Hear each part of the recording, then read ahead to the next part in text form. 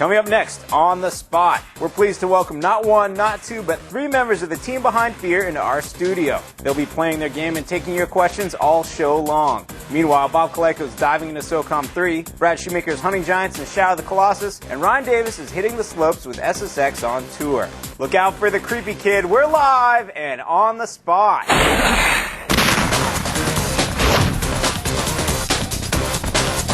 Hello, everyone, and welcome to On the Spot. I'm your host, Rich Gallup. Joining me, as always, or as usually, I guess, Ryan Davis. Hello, Ryan Davis. How's it going, Rich? We have a great show for you today. We do have a great show for me today. We have a great show for everyone today. Okay, I'm willing to share some. What do we have on this great show today? Oh, we have so many demos. You're going to be playing SSX on tour later. This is true. Bob's going to be playing SOCOM 3 in just a little bit. Brad's going to be playing Shadow of the Colossus. But the highlight of the show... The focus, the core, the center. The core, the topic What is sentence. it?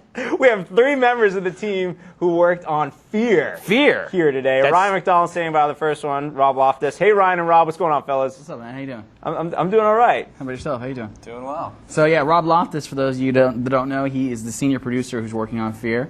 And you got the game right here. We're going to show people later on, right? Absolutely. Awesome. Cool. So everyone should send in their questions right now about F.E.A.R. Send them all the time, as well as those other games I just mentioned. If you don't see the form on the page that lets you send in the questions, that means you're not a GameSpot complete member. Sorry. Just Can't send in a question if you don't see the form. It's as simple as that. Exactly. You got to sign up. Get it. And we'll hear from you soon. And so shall we get this show on the road? Let's get this party started. We also have a couple interviews today that we're going to show. A couple, we've been talking for months now. It seems like there haven't been any good PSP games or any PSP games for a while. We're getting some PSP games and now they're starting to come out, and we've gotten to see some games that are coming out soon. The first one we're going to talk about today is WWE SmackDown vs. Raw 2006. Right. We have an interview, preview, all the stuff on the site for it right now, and here is the interview. Check it out.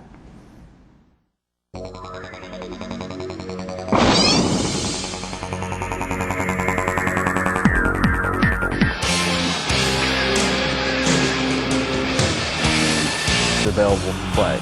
Match types like Hell in a Cell, Cage, Single, Tag, they'll all be available. The PS2 and the PSP are very comparable. All of the features that you see in the PS2 will be in the PSP.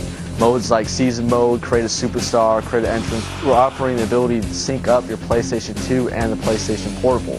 What you'll be able to do is you'll be able to bring over your Season Mode progress from PlayStation 2 onto your PSP. So if you're playing PlayStation 2 at home and you have your Season Mode progress, if you want to carry that over to the PSP, you'll be able to do that. We'll also be able to bring over unlockables as well. There'll be some exclusive unlockables for the PlayStation Portable. And you'll also be able to bring Create a Superstars over. The name of the game is SmackDown vs. Raw 2006 for the PlayStation Portable and will be in stores this holiday. And that was a look at the WWE action. That's pretty cool, huh? Yeah, right on. So, but enough about that. We got F.E.A.R. live in the house right here. This is the game, right? Absolutely. This is it. So what are you going to show us today? I'm going to show you guys a little bit about the combat in F.E.A.R, which is definitely one of the most thrilling aspects of it. I'm going to show you guys one of the proximity mines here. Keep your eye on this mine as I throw it into this room full of guys here. Notice I'm slowing down the world here as that mine goes in. It'll rise up. And then the explosion, you get the screen pucker, you can see all those effects going. But like this weapon that I've got here, it's called the nail gun. Let me actually switch to it. There's a really cool effect with it. Let's see if I can find somebody to use it on. That's funny because when we had you on stage at E3, I was pretty much, my jaw was wide open looking at the graphics. And actually, it looks like it is. You can nail guys to the wall. That's serious. Let's see if I can show you another weapon here. This is the particle rifle, and the death effect on this one is just totally sweet. Watch this guy getting the slow-mo again. You actually sizzle the flesh off your opponent. That's sweet. And what you're seeing here, what I'm doing with slow-mo, is something that the player can do at any time, as long as they have so much of the ability actually saved up. You see that little meter that's down at the bottom of the screen. And basically, when you go into slow-mo, it really puts you in the director's chair of your own John Woo-style moment. So you can see all those particles flying. You see the blood going everywhere. You see the great ragdoll on the enemies. Now, one of the things like I was starting to say, we were going to talk about it at this talking about F.E.A.R. at E3. One of the things that we definitely see is that it is a beautiful game. But the one thing that we got a little bit of a taste of in the demo was there's a lot more than just pretty graphics and slowdown. I mean, in terms of the slow motion of the game, there's some suspense and some scary stuff in there, right? Definitely, it's F.E.A.R's about thrilling sequences of combat. But when the dust settles, we're really going to weave in that paranormal storyline and really scare the pants off the player. Right on. Now, how much more are you going to go on this part? I know you wanted to show us some stuff later on. Oh, yeah, definitely. I can show you guys some different stuff if you like right now. That'd be awesome. While you load that up, I got a few questions from the audience, if you don't mind. I've got one here from Richard out of Wales. The demo was excellent. I wanted the game then. How are the optimizations coming along? How the optimizations coming along? He found the frame rate a bit choppy when multiple things happen on screen, such as blood and ceiling particles. He thinks this could beat Half-Life for the scary elements. Cool. He needs a new pair of pants and a painted ceiling. So how has it come along since the demo? It looks like the frame rate is running a little bit better than the demo was, right? It certainly is. You can see here that we're definitely running at a crisp frame rate here. Where things are definitely looking very, very smooth. So there certainly were optimizations that were done. Since the demo was certainly a lot older than the release code is, and there was the guys at Monolith were optimizing as they went along. So definitely certainly optimized. I don't know. And just so the folks at home that might not know, this is coming out when? This is coming out on the 18th. That's like Tuesday in stores, That's right? Tuesday in stores. And the cool thing is you guys actually have shipped it, so that means that people don't have to go wait for the shipments to come in on Tuesday. They can go there. It's going to be on the shelf on Tuesday. That's awesome. So what we got happening here? This is our administration level. We've got, you saw those parts of the ceiling were falling down. If there's somebody who's lurking up there that I'm trying to track down, and it's actually one of the enemies that's probably my favorite enemy within F.E.A.R. It's actually called the Assassin. There's some of the creepy elements you're talking about. Definitely a very, very creepy place. And one of the things that's so creepy about it is it's an office building. It's very familiar. You could definitely be you could be working here, and we got all these creepy things that are happening. It's like you walk out, and there he goes. There's the guy right there. That was one of the assassins. It's in F.E.A.R. the AI actually uses the environment to a very high degree, and like in the firefights you saw earlier, you saw them taking cover and jumping over obstacles. And these particular enemies here, the assassins, will actually jump up onto things. They'll climb up into vents, and they'll try to get around you and behind you, because they attack a different way than the actual soldiers do. Gotcha. I'm going to throw a question at you, but I think we're almost out of time. You guys want to do something over there, don't you? I want to see an assassin get shot is what I want to see, actually. Oh, nice. Well, there you go. Thanks. I got one more question here, and then I'm going to toss it back over to you guys. I got Nikolai Jensen out of Copenhagen, Denmark. He wants to know, are you guys going with an American style of horror or Asian style, I guess? It's probably a pretty good question since you got that. That is a good question. I mean, it's the creepiness in F.E.A.R. is really that's kind of an Asian influence. It's a very psychological style of creep out. Oh wow, oh man. So he's trying to run away. Oh, we got him. Make it though. Right on. All right, I think we're gonna move on, but you're gonna be sticking around, and we got some other folks here. We're gonna be getting some more action. Oh yeah, on, right? Definitely. Street. So yeah, over to you guys. Thanks, Ryan and Rob. Man, that game looks creepy. I was kind of scared, man. I'm kind of a weakling for stuff like that, but all it seriously took were those ceiling tiles coming down, and that was enough to make me go like. That was kind of amazing, though. I really like that slow motion stuff and shooting dudes with the blood puffs and all that. That game looks awesome, and we'll be seeing more of it, as we said, for the entire show. Keep sending your questions. Right now, Bob Colayco joining me. Bob, what game did you bring with yourself? I've got another game where you shoot dudes in the face. This is SOCOM 3 Navy SEALs. Awesome. More shooting dudes in the face. That's Let's fire it up, shall we? Okay, I'm in the middle of a mission here from the first campaign, and I'm trying to track down one of the one of the enemy generals and capture him. So as in the first game, I'm leading a 4-man team. You see my crew's right here. They're following me, and we're making our way down, you know, a busted highway full of wrecked cars. And okay, here's some dudes to shoot. Nice. That wasn't in the face. That wasn't in the face. So obviously SOCOM 3 sequel to SOCOM 2. Obviously a huge multiplayer online game for everyone on the PlayStation 2. Definitely. But right now you're playing single player. I'm playing single player, but since you mentioned the multiplayer, one of the big changes in SOCOM 3 is doubling the number of online players from 16 to 32. So you can play 32 players now, and the maps have gotten accordingly larger. Cool. To accommodate that, and you can drive vehicles. So eventually, as I get to the end of the road, I'm going to find a non-broken vehicle that I can jump into. Peter Ellingson from Norway wants to know how many vehicles are in the game. You know, I didn't actually count them, but you've got trucks that have machine guns mounted on the back.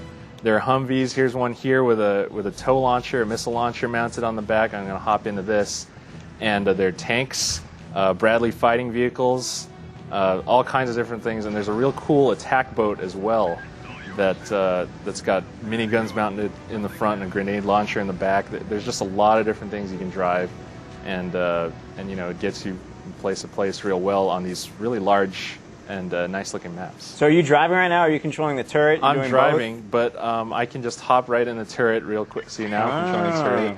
Nice. And whoa, he just decided to open up on someone over there. Sure. Looks like there's people.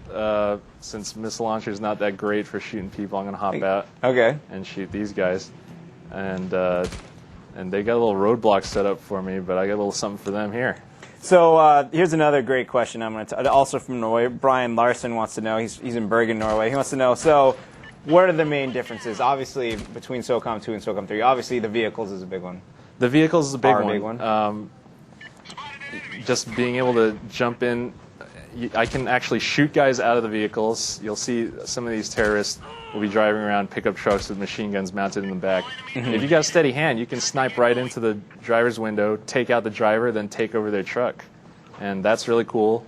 But they can do that to you, like in this Humvee as well. And all that comes into play in the multiplayer and the online. And you know, it really makes a big difference in how the game plays and feels. And did you mention you can swim? You can swim. Now, this just seems strange to me. I guess it takes a little bit extra, but it is a SEALs game. SEALs, you know, we've all seen the movie. Right. Charlie Sheen jumps off the bridge from the moving car. He's fine. He's swimming. Yeah. So, but this is the first. This is the first SOCOM game where you can swim, which is really weird because these are Navy guys, right? They're supposed to be good in the water, but now you can do it, and you can hide under the water too, and get real stealthy. Here comes a tank up here. Oh, you have no chance against a tank. No, dude. but I got a tow launcher. Watch that. Oh, what? That's not bad. There you go. That was nice. So I'm just gonna blow right past him. I think there'll be another tank around this bend. Cool. Well, I'm going to keep firing questions at you, Sure. shall we? All right, let's see. This is from, we'll say, Miss Pink in Bowling Green, Kentucky. The online mode, is there one with respawns? Isn't that a problem when you play SOCOM online? You die, you're kind of out of the game for a little bit. Yeah. The default modes, which are what you're going to be playing a lot of the time, because most of the servers are set up just with default, are you're going to have to wait. If you die in the first part of a round, you're going to have to wait a few minutes before you can start. But you can set up games with respawns. Oh, cool. Yep. Great. Connor in Connecticut, if I don't play games online, is SOCOM 3's campaign and other offline modes worth the money? The campaign is kind of short. There are 12 missions, and you can replay them if you want, but the story isn't particularly strong. I think they're real fun, and they're a real good way, if you're new to the series, to kind of get the feel of the game before you jump online. But the real meat of this game is with the online stuff. Gotcha. So that's my answer. So I'm sticking it with is worth playing, but... It's worth playing, but you'll probably get through it real quick. Maybe you want to rent it. Fair enough. If you're not going to get online. Fair enough. Josh Lee, Powell, Ohio. Last time I saw weapons on SOCOM 3 could only have 2 mods. Is there a way to get more than 2? You can only have 2 mods on a single rifle and 1 mod on a pistol. So what are the mods? Like on rifles, you can have scopes, thermal sights, You can have bipods if you got a heavy machine gun. That'll make it more stable if you go prone. Oh, cool. Then you can open up with the automatic fire, and you're not going to be, your aim's not going to be going all over the place. There's silencers, underslung grenade launchers, anything you've seen in a movie or think of in real life. It seems like they got it here. There's tons of stuff you can do to your guns. So this is a checkpoint system we're seeing right now with the little India right there? Yeah, that's just a nav point telling me where I need to go, what I need to investigate, and it looks like it's run me into a nice camp of terrorists here. And my guys are just following me around, shooting guys as they... So how do you command the guys? Obviously, the game has headset support, or does that... There is headset support, and you can control guys by voice, but I kind of prefer just doing the point and click. I can point at an area, press the L2 button, and they'll move to that area. It's context sensitive, so I point an open door, they'll go breach and clear it. Oh, really? And they'll stack up next to the door and bust in. Let me see if I can do that over here. Yep, there we go. Nice. So I gotta kill this guy before he kills me. In the face. There it is. In nice. the face. So now they're stacking up next to the door and getting ready. I'm only seeing 2 dudes. There you go. My guys So good timing. No one was in there, but now I can grab this document and continue on the mission. There's water down there. Let me see if I can. Yeah, you get to that there. water. I'm going to ask you another question. This is from Adam Gillespie, Kent, England. He wants to know the multiplayer mode. Sure. Are there new modes? What are they? And are the maps the same as they ever were? New maps, old maps? What's up? There's definitely some new maps, and they're huge. They got to accommodate for the vehicles and such. And there are a couple new modes. One of the new modes I find really interesting is called Convoy. It requires a SEAL team to pick up these supply trucks. Yeah, see that? I'm swimming. Oh, you're totally swimming. Can you duck under the water too? Yeah, I can. Watch. There it goes. Oh, it's just like out of the commercial. So except this water looks kind of shallow. But yeah, you have a limited amount of breath. You can't be under there forever. Right.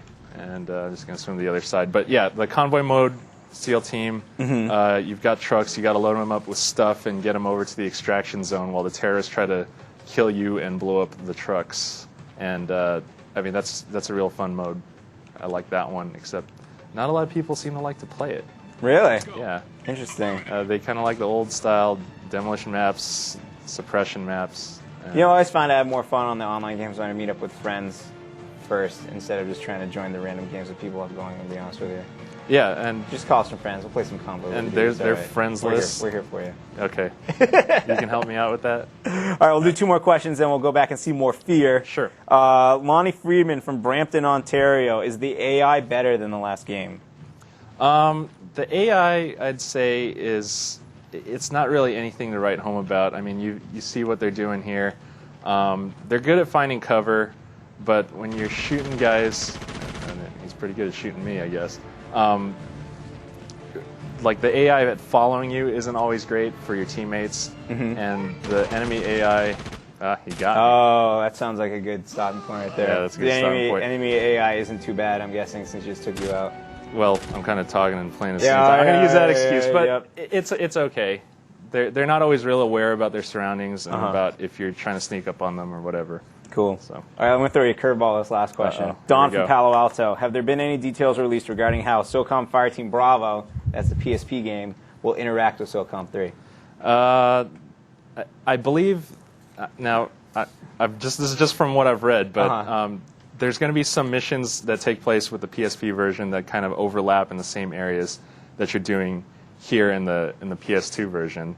So if you do the mission there, then it kind of affects like what happens if you load up the same, if you connect up and load up the same mission or something like that. But we'll see how that all pans out. We'll tell you more when we learn more, kind of thing. Exactly. All right, great. Well, thanks for stopping by, Bob. Thanks a lot for having me.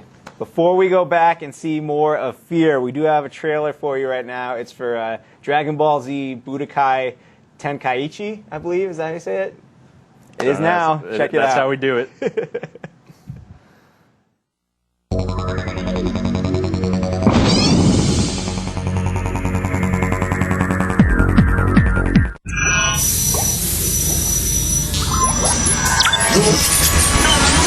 Okay, I promised Dr. Briefs I'd give this scouter a try. I've never had a use for these things before. My feelings are my guide. but he said he made some pretty awesome upgrades and that he used real footage from this new Dragon Ball Z Budokai Tenkaichi game. So let's check it out. Oh man, he wasn't kidding! Video and battle simulators? Fighter profiles? That sounds fun. I guess the controls are on the headset here. Ooh. There we go. Wow, there are so many fighters. Humans, Saiyans, Namekians, Majins, Kais, even the whole Ginyu Force. I guess we really have met a lot of warriors along the way, and Dr. Briefs included them all. Whoa, look at this. Tao Pai Pai, Master Roshi, Broly. Cooler? Whew. It's hard to know where to start. Man, he's even got Janemba and Bojack in here.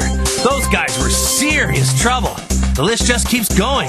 Whoa, Chiatsu, Great Saiyaman, Imperfect Cell, Perfect Cell, Goten, Gotenks, Evil Boo, Super Boo, Kid Boo. Whoa, there's Bardock. Talk about a blast from the past. Okay, I have to pick one. How about one of the androids? They were a scary team, turning on their creator, then stalking the Z-Fighters one by one with the ultimate goal of destroying the human race. They didn't even use ki energy to fly, but we sure did. Our battles in the sky with the androids were some of the most exciting and most dangerous. Man, it sure is cool to see our adventures for the first time in this 3D flying game. Whoa, we really were tough. And we are back, and joining me now is Chris Hewitt. How you doing, Chris? Good. How are you doing? Pretty good. Now, you're the producer over at Monolith, working directly on F.E.A.R, correct? That's correct. And Rob's going to be driving for us while we're talking about the game. Where's Rob at right now in the... Well, right now, what you're seeing here is a vision. This is kind of one of the unique elements of F.E.A.R. As you can see here, we have a mysterious 8-year-old girl wiping out a fully armed Delta Force team, leaving them in a nice little bloody mess. One of our main influences in F.E.A.R was the Japanese horror element. Again, Rob was touching a little bit on that. It's about really just kind of creeping you out and getting under the player's skin. So what you saw there was a little taste of that. You know, I've got, do you want to talk about the cream of crowd? I got so many good questions from the GameSpot audience. I'll be throwing these at you as Rob's playing through the game. Where is he going to be heading to in this demo he's doing for us? What we got here is you've just been dropped in at a kind of a warehouse docks facility, and your objective is to investigate enemies that have been located at this facility. So, as you can see here in a great little demo of our slow-mo fire effects, is Rob coming upon this enemy force for the first time in the game. Well, he's taking those guys. I'm going to throw some questions your way. I've got... there's lots of really good questions, actually. I mean, they're getting deep. It's like, here's one from Rob that we should probably take care of. Rob's coming from Virginia. He wants to know any multiplayer modes besides deathmatch, team deathmatch, capture the flag, and slow-mo variations. No, actually, he's pretty much summarized them all. I think we have maybe the elimination as well. So.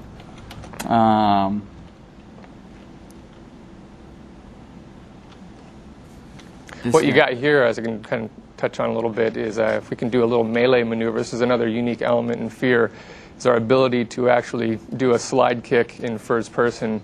That was kind of one of our favorite features, was this ability to kind of add this hand-to-hand element into a first-person shooter action game.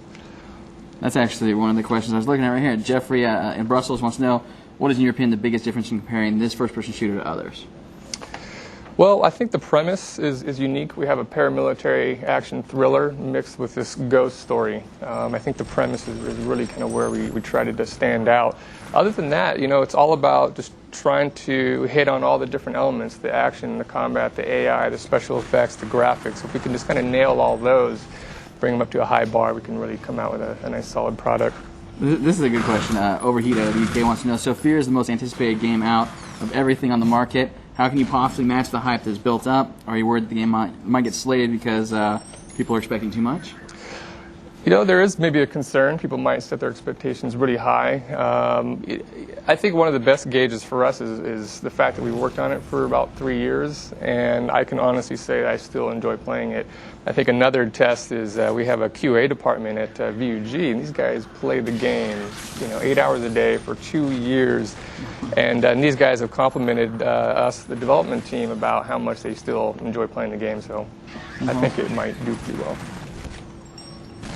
Excellent.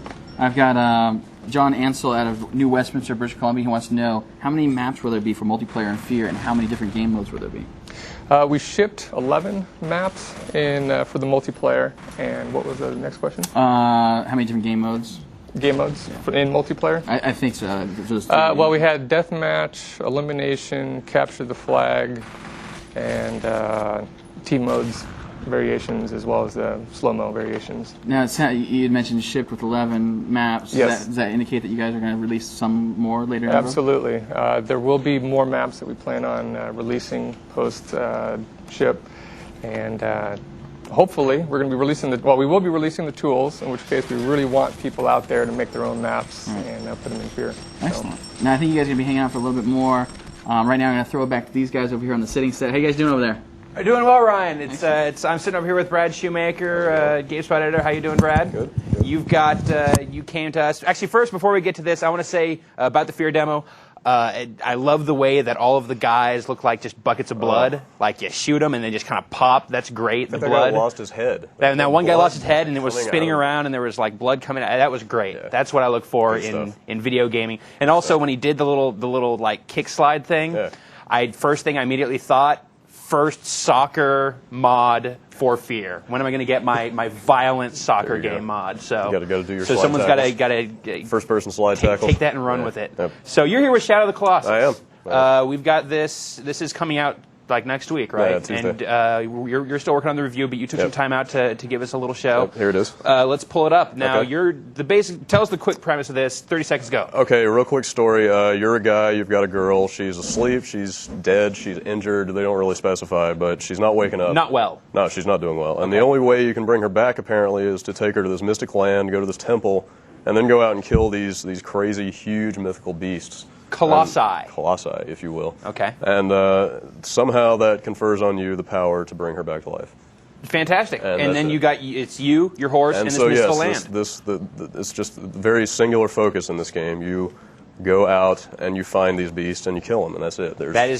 So to be clear, that is the game. That is the game. It's basically a series of boss fights. Basically, yes. All right, so you're on your horse. So now here I am. When you're out on your horse, you can go and detect dudes, right? You can find so a Colossus. Basically, the way you find a guy is you got this magical sword, and you go out and find some sunlight, which I'm doing here, and you just hold it up and basically just kind of search around, and then focusing. Here we go. You should go over there. Let's go that way. I think I'm going to go that way. Let's go over there. So here we go. So you're riding your horse now. I'm noticing that graphically it's got a pretty interesting look. We should say it really that for does. people who don't already know, from the makers of Eco, which was critically acclaimed Very for, much so. for It its was a feel critic's darling, yes. and for its great hand-holding simulation. Yes, the hand-holding was superb. Not so much hand-holding in Shadow of the Colossus. No hand-holding at all, actually. So this is a hand-holding free for those who are... But you can certainly see the similarities in the art style. Oh, absolutely. I mean, this character with his little poncho thing definitely looks kind of like very a little similar. more grown-up Eco. Yeah, that's correct. So now you're going into this temple thing, and you're going to go... I'm heading in You're here. hunting down a Colossus. Yeah, so there's a little bit of kind of light platforming, sort of Prince of Persia style, kind of climbing on a bunch of blocks and up ladders, little light stuff like that. But the focus is squarely on the big monsters, the Colossi. So we're going. This is obviously just one environment that you'll be fighting one of these Colossi. Oh, you fight them everywhere in forests and deserts, underwater. I mean, it's across the board. All right. Really, really nice variety of environments. You can tell something important's going because it's gone widescreen. Yes, indeed. So you're going to be doing some sort of like leaping. I've noticed that from watching this game when I have that animation. Oh, it is excellent. It's real superb. good naturalistic animation. Very much so.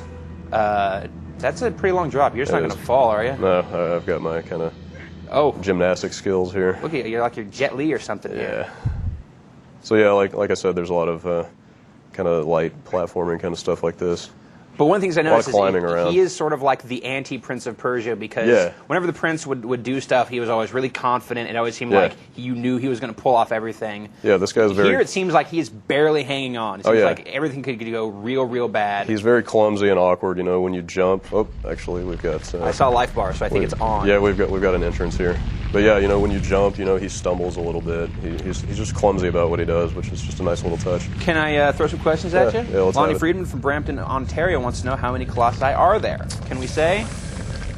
We could say it is public. There are 16. There are 16 Colossi in the game. There are 16, and they get progressively harder, and some of them take a long time to kill. So.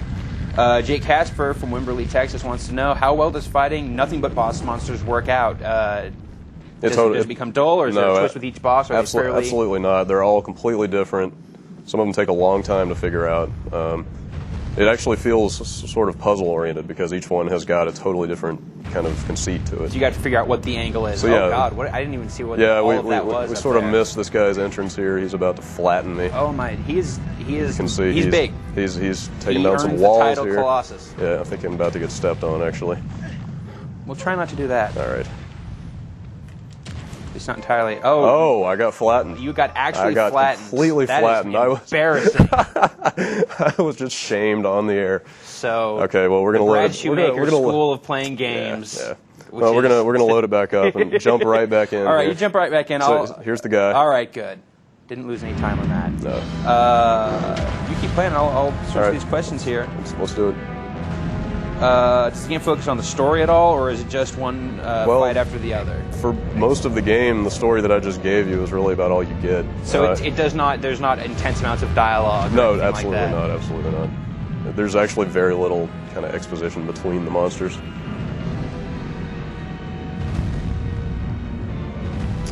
So you're running. I'm just trying to get away from this guy.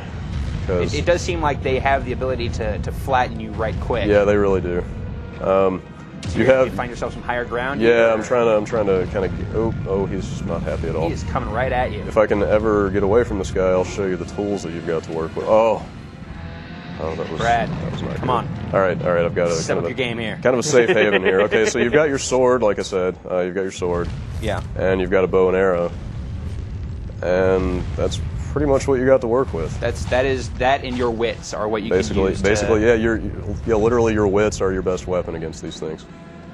Let's see here.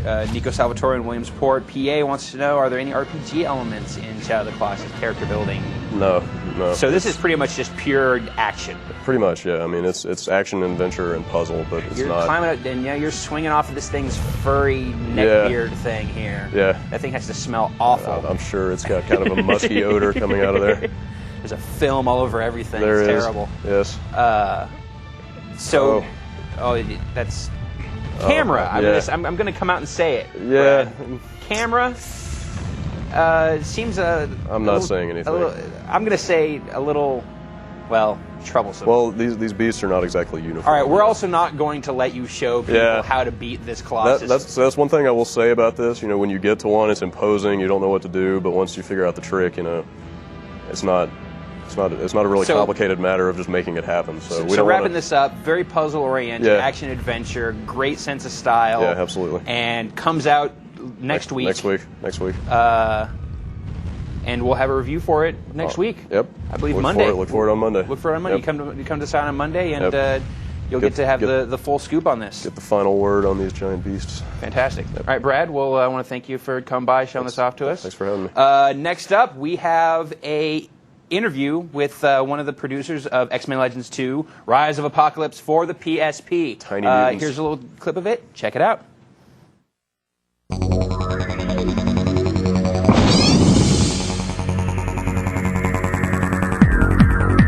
So one of our main goals with the PSP version of X-Men Legends 2 was to really bring the depth and detail of the console game over to portable form on the PSP. So that was one of our main goals. But we also wanted to bring in a lot of exclusive new content just for PSP players. So one of the main things that we're really excited about is that there's 4 new exclusive characters for the PSP version. That's bringing a total of 20 playable characters for the PSP game. So the design team had a lot of fun going on eBay and buying old issues of X-Men comic books. But our goal was to really kind of research and read a lot of comics and research the X-Men history and find some of the pivotal storylines within X-Men history and bring that to game form on the PSP. So there are 9 new exclusive comic book missions. There are a number of challenges bringing X-Men Legends to the PSP. It really, the level of depth that the console game offers, the visual fidelity, the graphics, the special effects, all the different animation for the different characters, it's a lot to pack into a portable. So we had a lot of challenges with the underlying technology being able to optimize it for the PSP. On top of that was really the controls. The console game really takes advantage of all the buttons on the console controllers, and of course on PSP you have fewer controls. So we had to come up with a really clean system of button mapping where the shoulder buttons act almost like shift functions for the D-pad and the face buttons. It worked out really well. It's very intuitive, it's very easy to pick up, and play, and it feels pretty good. We also had to make a number of other minor changes that players may or may not notice. There were modifications done to the camera and other minor tweaks here and there that really kind of smoothens out the play experience. We really wanted to get online experience on the PSP. There's very few third-party games that are online, and I'm proud to say that X-Men Legends 2 PSP is the first online RPG for the PlayStation Portable. We've been able to really bring that 4-player cooperative experience both in ad hoc as well as infrastructure mode, and that's been really great because you can really pick the characters, your favorite characters you want to play, and go through the full co-op experience, the story campaign from start to finish. Play the exclusive new maps if you want, or you can really unlock the skirmish modes, which are head-to-head challenges, which is really neat as well. And we're back, and I've got a new gentleman from the F.E.A.R team with us, Kevin Stiffens. How you doing, man? Good. Good to meet you. See. And you are the technical director, correct? Yes. So you can answer all our crazy technical questions. Yes, I'll do my best. But at the same time, Rob is going to be driving for us again, going through and showing us more of the game. This is actually later in the game, right? Yep. Yeah, this is an environment that a lot of people probably haven't seen. It's an environment internally we refer to as the slums, and it's pretty obvious why. But this shows a little bit more of the diversity of the technology, woods and carpets and kind of dilapidated environment. So right now he's looking for some AI. It's awesome. The textures and everything in the environment is just so crisp and so clean, and I guess clean is probably not the word to use in this environment, but no, everything looks really solid. I'm going to be throwing some more questions your way if you don't mind. Sounds great. I got a few right here. I've got one from Jeffrey in Brussels. When you guys began making F.E.A.R, what was your main inspiration and what was your main goal? I think, our main goal was easy. We wanted to make a cinematic action game that really made the player feel like they're in an action movie. So that was our initial goal. We basically said, we've all seen action blockbuster movies. We just want to put that experience into a first-person shooter. So that's a perfect example. The slow motion, the kind of the over-the-top impact effects, those all were to help the player feel like they're in that environment. And we should note that Rob makes this game look way easier than it actually is. I think he's playing in God. Oh, I guess that makes sense, right? Oh, look at that. Those numbers are not going down. That was one of the baddies at the end of the single player demo, correct? Yes. As far as inspiration goes, a lot of the Hong Kong action movies is probably where we got most of our inspiration for the action aspect. And then as far as the horror goes, there's Japanese horror, The Ring, Ju-on. There's a lot of kind of Asian influences. Oh, excellent. I got a few more questions for you. Okay. This is a good question, actually, from Rob at Brighton, England. He's heard that there's going to be a director's cut of the game. What does it have that the normal edition doesn't have, if you can answer? Yeah, the director's cut, most obvious thing is it's on DVD, which is nice because the original version's on 5 CDs, so faster install. It also has the prequel, which is a live action that explains more about the little girl that you see in the game, kind of how she got to be how she is. It also has a lot of artwork, and I think it has some of the episodes, the Panic episodes, which I think the Red vs. Blue guys did. Yeah. Awesome. When is that coming out? The director's? Yeah. Oh, it's same time. It's the same time, and actually, if you pre-order the director's edition, it's the same price as the normal edition, and it also has commentaries from the developers and playthrough of one of the levels. It's a lot like a movie DVD. It's really pretty cool. Right on. I got a question here from Kevin Kim out of Fullerton, California. He wants to know, will F.E.A.R be a moddable engine like Half-Life? He'd really like to see things done with that great slow motion engine. Yeah, definitely. We pretty much all of our games we've released tools for, and F.E.A.R, we've spent a lot of energy to improve that. I can't go into details about when the tools will actually be released, but we definitely plan to release them as soon as we possibly can, and we hope to see lots of mods, single player, multiplayer. Gotcha. This is actually interesting question. It's usually the other way around, but Don Francis out of Santa Monica, California wants to know, any way to turn down the amount of presence of blood? Yes. Yeah, we have a gore feature which you can turn off blood, and that'll turn off the severing too. So if you don't like seeing arms and legs fly, we'll turn all that off. So what is this guy that Rob is tangling with right So now? this is a power armor, and this is basically a suit that the AI can get into, and it's heavily armored. And it has different weapons, as you can see. It's shooting kind of particle beams. So it's a much tougher enemy to take down. Yeah, it's kind of fun when you first see one. You're like, what the heck?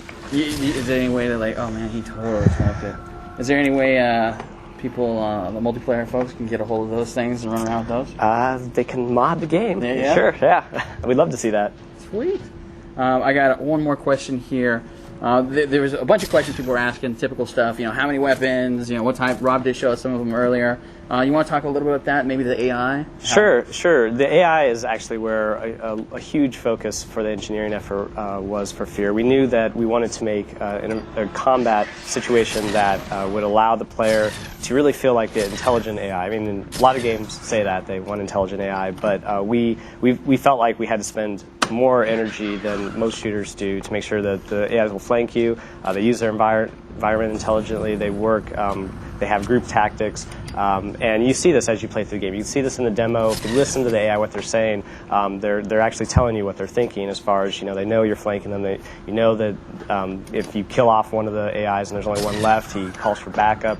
I could go on and on about the AI. So that was definitely a huge focus for the game, was to make the combat just an experience that you've never seen in a first-person shooter. That's awesome. I think you guys are waiting to demo another game over there. Is that correct? We are so. To be honest, we are so caught up in watching F.E.A.R. right now. This game is awesome. I'm into it. The Kool-Aid Man power armor that lets you bust through any wall is awesome. That is great. And I think, forget that other guy. Can I turn up the gore? I mean, I've seen a lot of gore. Can I make it bleed more? I'm loving it so far. It looks great. Our game's not nearly this violent. No, well, it has a little bit of violence. A little bit. It's violent and kind of in a weird way. We've got SSX on tour. I was going to say that. I beat you to it. No, you're the guest now. Sorry. So, Ryan Davis, we brought you back. We've had this game on the show a couple times. A few. You reviewed it. We're going to get the final word now. SSX on tour. It's awesome. Is it? All right, there we go. Thanks for having me. No, but seriously though, you were telling me about this game, and you told me there was one particular part of the game that seemed a little kind of dark. I mean, the game's kind of got this whole indie rock feel to it, with all the hand drawn menu stuff and the soundtrack and whatnot. Pretty innocuous for the most part. It's it's rated E10, so it can't be that bad. Right. But there's this one specific little challenge. What is it? It's a shred event, which is kind of like their unofficial, little specific skill-based events. Right. And it's a rookie event, so it happens pretty early on in the game. Skidlet Roundup. You basically have to knock down children on skis. Do it. And we're going to show it. We're going to show it. Because I played this and I thought, that's a little dark for the SSX on tour. Mostly the series has been pretty upbeat, pretty fun and friendly, but... Skidlet is a new word to me, by the way. Yeah, I don't know. Canadians... Ski kid, maybe. I don't hang out on the mountains, I don't hang out with Canadians, you know my feeling on. But anyways, so basically... So here I am, I'm on my skis, ironically. I'm going to come down here. They've got their little red markers over them, and I just got to find and knock over... Oh, I passed that one. All right, forget him. We'll get to the next one. All right. Oh, look at that. He's just wearing the little yellow jumper there. He's doing the snow plow. I'm going to come up on him slow. He's plowing along, and then, I knocked him over. And I knocked over another one. And I feel terrible doing it. This doesn't seem cool. Close call. Almost got that one. I'll get the rest of them. I think the only thing that would be worse than, say, knocking these kids over would be not knocking them over. I think you have 56 seconds left to get 5 more. Look at that poor... Oh, I got him. Don't worry about You're just a mean person. I feel bad about who I am at this point. So as you said, the final word on this game is that it's awesome. I kind of bring this up because we were talking about it, and I think it's out of character for the rest of the game. Mm-hmm. But otherwise, no, this is a great addition to the SSX series. They've definitely focused things and tightened them up since 3. Oh, there was a whole bunch of them. Oh, dude. Oh, God.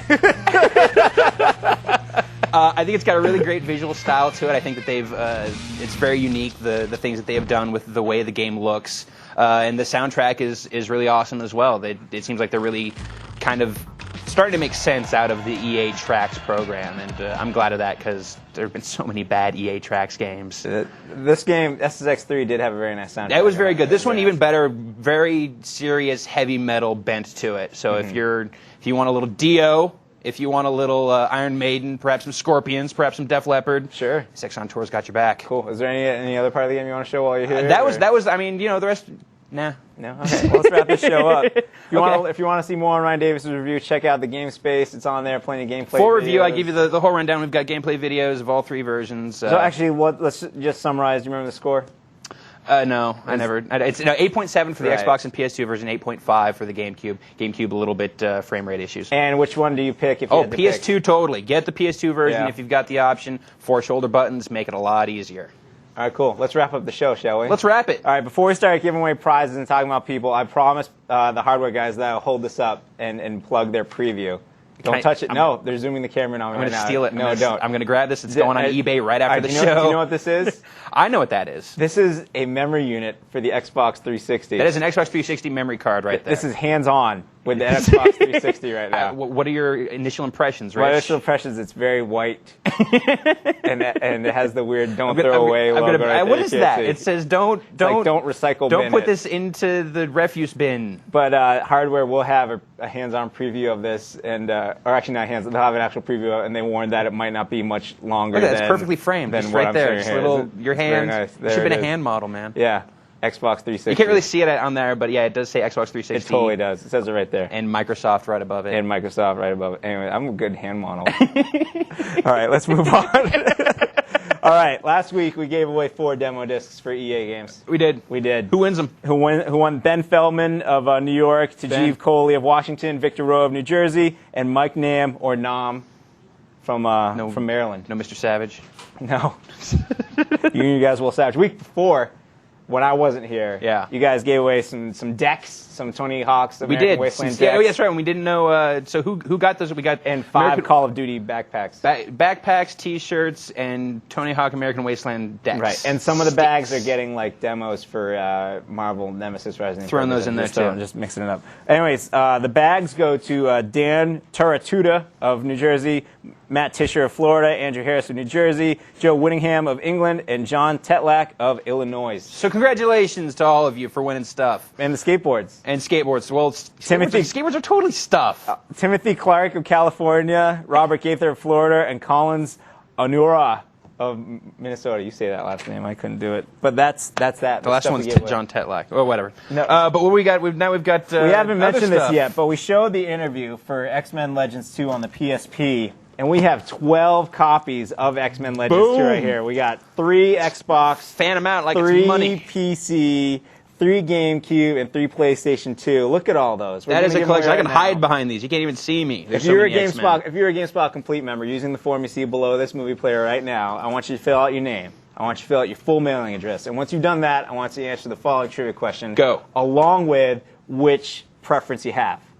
Now, if you are the 4th person to get the trivia question right, but you asked for a PlayStation 2 version, and the 3 people before you asked for a PlayStation 2 version, you're out of luck. Get nothing? Yeah. That's harsh. I know. So you may want to put more than one platform on there. Okay? Or if now you're just getting confusing. I know. Just ask the question. Okay. But the question is, it's straight from Ricardo. Who are Cable's parents? Who are Cable's parents? Who are Cable's parents? Good question. Cable's one of the exclusive characters of the PSP version. Oh, there you go. Great. Now, before we give away even more stuff, we have some phone calls. Phone calls? Phone calls from the public? We have some calls from the public. Let's hear. We have a 1-800 number where GameSpot Complete members can call us and leave us a voicemail message. 877. What is the number? 8324. It's like you just read that off the screen. I know. 877-506-8324. So you don't even have to look at the screen. I know. You know it. Are the questions ready? Let's hear the first one. Hey, what's up, guys? I heard some rumors about Battlefront 2 coming to the PSP, and I'm also wondering if it's going to have infrastructure or if it's just going to be ad hoc. That's from Sean Chano in Fort Walton Beach, Florida. And the answer to your question is, Sean, we know, yes, there is a PSP version of Battlefront 2 coming, and that's pretty much, that's what we know. All right. That's it. Well, as soon as we know more, you will know more. Next question, please. Caller, go ahead. Hey guys, Hi. I'm wondering what you guys think of Ragdoll Kung Fu for the PC coming out October 12th on Steam. Ragdoll Kung Fu. I'm into it. I want to go play it. I know. I'm glad he asked that question because I think we're gonna have it on the show next week. Fantastic. I think we have to have it on the show next week. I should just go and download it. I got Steam. You have Steam. You can get it right now. Basically, if you don't know Ragdoll Kung Fu, it's like the crazy game where like you just like click on this dude who's all ragdoll and you throw him around the screen. And it started off as a side project from one of the guys at Lionhead, Peter Molyneux's development house, and it's like a mouse-based kung fu PC fighter. Totally bizarre, hard to explain, but we have coverage of it on the site, and yeah, I guess we'll have it. Yeah, here or something. We're gonna bring it on. We're gonna have it on the show next week. I promise. We're gonna do it. Great. All right, sure. Final question. Question number 3. Talk it to us. Hello, my on the spot question is who does Rich's hair? I'm wondering. And my GameSpot complete username is Jeff, and I'm in I know who that my is. office right now. So keep up the good work, you guys. Love the show. There should be more me on it. Yeah. Let's All right, see, well, this part of my hair is done by my headphones that I wear every day, but the rest of my hair is done by Mrs. Gersman. She is my personal hairdresser. She's pretty good. She does a really good job. You can hardly see the bald spot. I know. What are you saying? Dude, harsh. Both of you, off the show forever. So if you want to leave us a message, GameSpot Complete members here on the show, 1-877-506-8324. Or apparently GameSpot editors. Yeah, also, I guess. if you would like to leave us messages, go ahead. He is a GameSpot Complete member. All right. Finally, stop looking at the hair. I'm serious. All right. Last but not least, I want to thank all of the team from F.E.A.R for coming by. Yeah, props. Thanks Rob, so much, Chris, guys. Kevin, you Awesome guys demo. were great today. And I was just talking to Marcus, and he says we get to give away 5 director's cuts of the game. Can we give them away to me? No. We're giving them away to GameSpot Complete users at the bottom of the page. Hey, Ryan McDonald over there. Yes, sir. Do you have a good trivia question for us? Do you want to huddle up on that for a little bit? Yeah, why don't you come back to us? I got the 3 guys right here that should be able to tell us the dopest question for F.E.A.R. All right, you guys huddle up. Dave wants to drop their mic a second, so we'll fill. Maybe we can look at the memory unit some more. What else do we have? We got nothing else here. Wait. We do Oh, have yeah, one next thing. week. We Next do have- week. all right, so next week on the show. Exciting. All right. We might remember once upon a time, Ryan Davis discovered a game at E3, more or less. He heard about it. He went and saw it. It was awesome. They came here. They played it. But next week, the game's coming out very soon, November 1st. Yes. Guitar Hero! This is final. This is like a retail. This is it. This is the thing. We've been playing with prototypes up until now, and now we actually have what appears to be a rocking final Guitar Hero's guitar. So the wonderful people at Red Octane will be coming back here next week, and we'll be playing live multiplayer Guitar Hero. Oh, what? 2 guitars, dude. Are they bringing back their heavy metal genius again? Better. Do you remember his name? I don't remember his name. I feel terrible. He was so good at the game. So he could turn his back to the game and just play. And just he whatever. got perfect. So, yeah, they're coming back next week. Hopefully, maybe we'll have some of them to give away next week. Who knows? Maybe. Well, hopefully we'll be able to give away see. some copies of F.E.A.R this week. Oh, we will. Should we start giving them some Jeopardy music? I see a lot of nodding going on there. But yeah, definitely come back next week for multiplayer Guitar Hero. All right, right? Am I hearing a right on over there? Yeah, totally. All right, let's hear the trivia questions. Talking to us. GameSpot Complete members using the form at the bottom page. Full name, full mailing address. Ryan, look right at that camera and give us the question. The guys came up with a really good question. There's a term that is related to F.E.A.R called panics, and the question is, what does panics mean? Good question. Very nice. I'm getting off this couch out and racing to my computer. Well, I'll try to buy everyone some time by keeping you here just a little longer. Fair I'd like to thank all of our crew for doing a great show. Phil and Frank, Roger, Dave, Jim, and Dino. I'd like to thank Bob and Brad for coming by. I'd like to thank Ryan Davis and Ryan McDonald. And, of course, Rob, Kevin, Chris, all the F.E.A.R team for making this great game. We all good? Did we buy enough time for people so you can't win the trivia question? I guess not. All right, cool. You spiteful, balding man. I'm sure you are so done. And I'd like to thank all of you for watching. We'll catch you next week right here on the spot.